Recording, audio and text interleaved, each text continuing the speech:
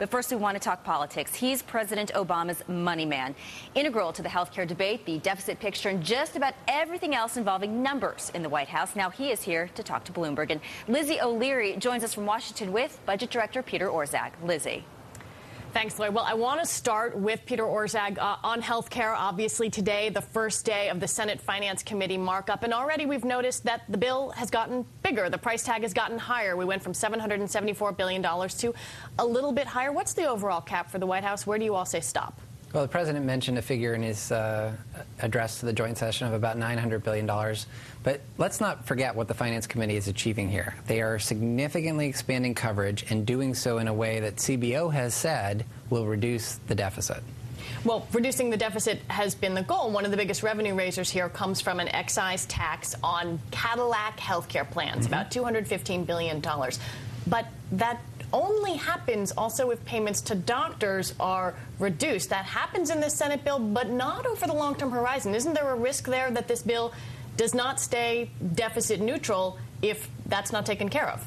And Congress has a way of changing that doctor payment thing every year. Yeah, although, look, I think this bill, the Senate Finance Mark, clearly was shown by CBO to be not only deficit neutral, but deficit reducing. I'm confident that what comes out of the Senate will also be deficit at least neutral and plausibly even deficit reducing, and that's before counting any of the delivery system reforms that are likely to be much more important over the long term, moving towards bundled payments and paying for quality rather than quantity.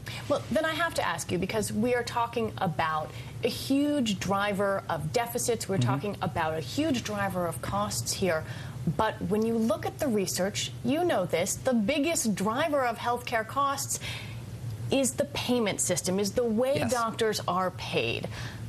Why not change the fee-for-service model in these bills? They do. They move towards bundled payments. They create accountable care organizations. They expand medical homes.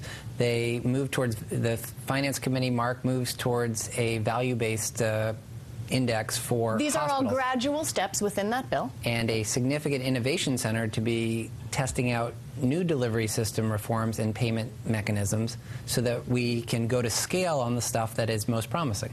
Your research, baby, you and I have talked about this before, something called comparative effectiveness research. It's basically saying, well, let's see which treatment is better here. And by an estimate you agree with, about $700 billion a year is spent on unnecessary care. Is that about right? Researchers at Dartmouth suggest the United States spends $700 billion a year on health care services that don't actually make you healthier.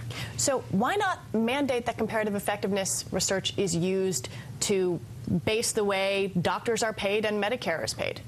Well, I think the first step is to create a payment system that puts an emphasis on value and quality, which the legislation moves towards, and then build out the information base on what's working and what's not, which, by the way, we already moved significantly forward on as part of the Recovery Act, and the Finance Committee mark would move yet further. We'll see this bill go through? I think so. In how long? Well, the Finance Committee is going to be done by Thursday night.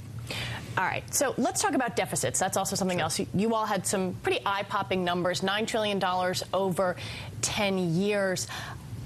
There's got to be a way to come up with that money. You said more needs to be done. That leaves people saying, well, either you got to raise taxes or cut spending. Which is it? Well, we're in the midst of putting together a fiscal year 2011 budget. We will have more to say on that topic at that time. I do need to point out that that $9 trillion deficit reflects the policies that we're inheriting. So we acknowledge there's a problem. We need to address it. But don't forget, this problem was not created in January 2009. That is the reflection of policies, including $5 trillion in things that were not paid for over the last 8 years.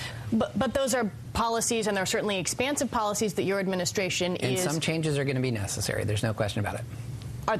Are we talking about an increase in taxes? We're not going to... It's premature at this point to be previewing the fiscal year 2011 budget, but those out-year deficits, the president has said, are higher than he'd like, and we're going to have to put together proposals that will bring that down. We've got about a minute left. I have to ask you, a lot of this has been financed with debt. Right now, you all have talked about seeing interest payments rise. Are you confident that you will still see an appetite out there at reasonable rates? Are we going to see interest rates creep up for U.S. debt? Well, Treasury debt remains the safest investment in the world. It's why yields on Treasury debt are actually quite reasonable, quite low.